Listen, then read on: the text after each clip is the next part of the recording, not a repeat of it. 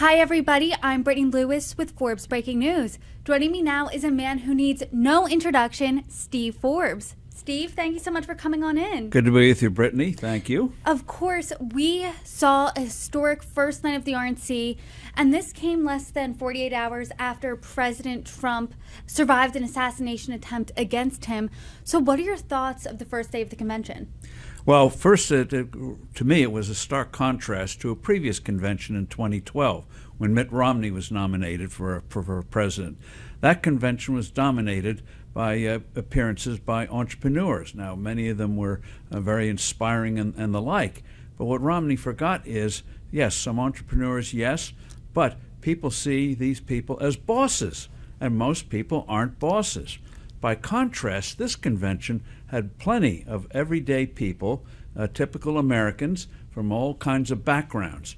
You had the Hispanic lady later in the convention confessing very, very shyly that she had not voted for Donald Trump in 2020, but she's seeing the light and gave the reasons why she's doing it, supporting him and speaking on his behalf in 2024. So it shows the difference in terms of the attitude of the candidate towards the base of the party, the evolving base of the party. So it's very impressive. You have Trump making an appearance, dramatic appearance. And he obviously was still shaken a bit by what happened, but the fact that he showed up, he climbed the stairs with no problem, that he sat through the talks for over an hour, I think demonstrated that he's very much in the game.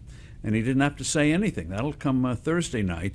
But I think that was a great capstone to an extraordinary convention evening where he had many interesting speeches, mostly short in length, but I think, and with the band in between, kept an audience that normally you'd quickly lose on these things. I want to touch on your point a little bit about the contrast to who the speakers we had last night opposed to the ones in 2012. Frank Luntz made this point on Twitter. We witnessed the realignment of American politics Trump style. A, do you think that's true? And B, what do you think this indicates about the future of the GOP? Well, I think it reflects what started with Trump's candidacy back when he announced in 2015, a true broadening of the base of the Republican Party. Republican candidates in the past have done very well across the board among various American groups. As the Teamster president pointed out last night, in the past they've endorsed Republican candidates going back to Richard Nixon. But I think there's a depth of support now. It's not just a one-off, but a depth of support for the Republican Party, where the Republican Party is seen as the party of not only entrepreneurs and business people and middle-class professionals, upper-middle-class professionals, but also working Americans in a way that it had not done before, while still emphasizing economic growth. That's the key. I don't think Trump is ready to sacrifice tax cuts. He's made that very clear. He's going for deregulation, which is critically important. Boring subject, but absolutely critical now with the regs that are now destroying the economy. So it's an effective broadening of the party in a way that you really haven't seen in that kind of depth, I don't think, since Franklin Roosevelt recreated the Democratic Party in the early 1930s. Everyone thinks the Democrats are always pro-labor, blah, blah, blah. But no, in the late 20s, it was a very different party than what Roosevelt created in the 30s. You touched on this briefly, but there was a historic first at the RNC last night, and that's Teamsters President Sean O'Brien was talking to the RNC. He addressed the RNC. First time a Teamsters president has done that in over 120 years. What are your thoughts? Well, I think it's very indicative that he realizes, he's no dope obviously, recognizes the sentiments among many of his members, that they don't feel they have a home in the Democratic Party anymore. They don't want to be taken for granted by the Democratic Party anymore. And so they're giving a very serious look to Republicans. So he's smart enough to know if you want to influence policy, you've got to show that you're willing to be there when they might need you. And so it's reciprocal. And the fact that he said, even though I know he's pounded tables, he said that's not the way you get things done. You try to sit down with various people. And he also had said on previous occasions nice things about J.D. Vance, the vice presidential nominee, as somebody who's a different cut than what you'd normally find in the Republican Party. What do you make of J.D. Vance? Because yesterday, probably the biggest news of the day was former President Donald Trump officially announced his running mate, Ohio Senator J.D. Vance. What are your thoughts? Well, Vance is, whatever you think of his positions, is a remarkably complex and interesting individual. The very dysfunctional background he came from. He wrote a book called Hillbilly Elegy on it, remarkable book. But thanks to a high school counselor, he then went into the Marines, straightened out his life, graduated from a college summa cum laude, and then went on to Yale Law School, practiced in business for a while before he went into politics. Man trying to find himself. So brilliant man, and I think that means that he brings a nuanced view of things that I think can bode well in the future. He's not the cardboard caricature that you're going to read about, and I think he's a man who, as John Maynard Keynes said, when the facts change, he'll respond to changing circumstances. He's also a lot younger than Donald Trump. He's 39 years old. He's more appeals to the MAGA base than someone like a Governor Doug Burgum, who was a top contender as well. So given his age, given his stances, what do you think the future of the GOP is under a Trump-Vance presidency and administration? Obviously, that's going to depend on the success of Trump's second term in terms of rebuilding and military that badly needs it. We live in a very dangerous world today, the most dangerous since the 1930s, and also, though, getting the economy growing again. So I think the Republican Party, in terms of its economics, in terms of other issues, is in a molding phase.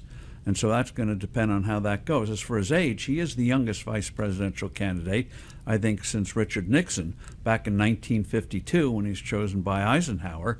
He was a national figure for a variety of reasons, including finding spies in the government, won national fame, and survived a huge scandal. It was a BS scandal, but he had on his own, Nixon, to go on national TV, convinced the Republican National Committee to buy the time to make a case. The Republicans were ready to dump him. So he showed his toughness and survivability back then, even though he's only 39, first time on that kind of national stage. I think Vance is exhibiting, looking at his past, that kind of inner toughness that can get you through the inevitable turbulence of national politics, especially these days. I want to switch gears a little bit, talk about Democrats. President Biden in particular, he has made increased calls for unity in the wake of the assassination attempt against President Trump. What do you make of President Biden's response to the situation on Saturday? Well, he gave a national speech on Sunday night. There were the flubs there. There was still the occasional vacant stare. And it did not come across as the kind of thing that you would have expected from, say, a Ronald Reagan, when especially after the Challenger disaster, very different thing. But it didn't have the kind of gravitas. And then he goes on and does an interview with NBC where he's back again using the same old rhetoric against Trump. And they did the same thing with Vance, against the working people. So you expect some of that. But for a guy who's just coming off of what could have been a huge disaster for the United States, saying we must have unity and calm, he didn't exhibit much of that in that testy interview he had with Lester Holt. So I think that gets to a very real question. Will he be the Democratic nominee? The pundits are now saying he's survived the crisis. I think events are going to eventually force him off. Don't ask me what they'll be. He can't predict these things. But I think the Democrats are going to realize you cannot have a man in his condition leading, thinking you can do another 4 years, much less getting through the next 6 months, especially when you have Donald Trump with what he did surviving on Saturday and how he quickly responded to it, and the young, vigorous J.D. Vance, who I think will do very well in a debate against Kamala Harris, a man of real substance. So I think people are going to say, where do we want to take a chance? Every vote in a presidential is taking a chance. Like Reagan in 1980. Hard to believe today he was portrayed as this kook from California, even though he successfully managed the largest state in the Union. People had very real doubts about him. And we had that one debate with Carter, and people said, the country's troubled, we'll take a chance on him. And I think people are going to now take a chance. Trump showed he could manage the presidency, so he's not going in as a rookie. And people are going to want to have something different, more positive. And one thing that got overlooked was a rally that Trump had previously in Florida, where he gave a very real pro-growth economic message. And people are looking not just for specifics, 10-point position paper and that kind of stuff. They're looking for, can we get this country moving in the right direction? They want to have a positive attitude. They're sick and tired of this name-calling and the apocalyptic view that the world is coming to an end. It is not coming to an end. But this election has very, very real, going to have a very real impact on what direction we're going to take, profound impact. And people want a positive approach, not the negative end of the world approach. Steve, you've been calling that President Biden is going to drop out. He's not going to be the Democratic presidential nominee for well over a year now. After that presidential debate at the end of June, I mean, those calls were loud for 2 weeks. An assassination attempt against President Trump was the only thing that has quieted those. So you're saying you think those calls are going to be renewed? Yes, and I had to do a little laughing when some people said, well, it'll take Bill Clinton and Barack Obama to sit down with Joe Biden to get him to withdraw. Those are the last two people you want to go. And just give you one little thing. When you had that op-ed in New York, the New York Times, by the famous actor George Clooney, movie producer, saying, oh, Biden must withdraw. Everyone knew that was Barack Obama speaking. And I think that hardened Biden's resolve, certainly hardened First Lady Jill Biden's resolve that they're going to stay in. The last two, and Clinton worked against Joe Biden in 2016 when he wanted his wife Hillary to be the Democratic nominee.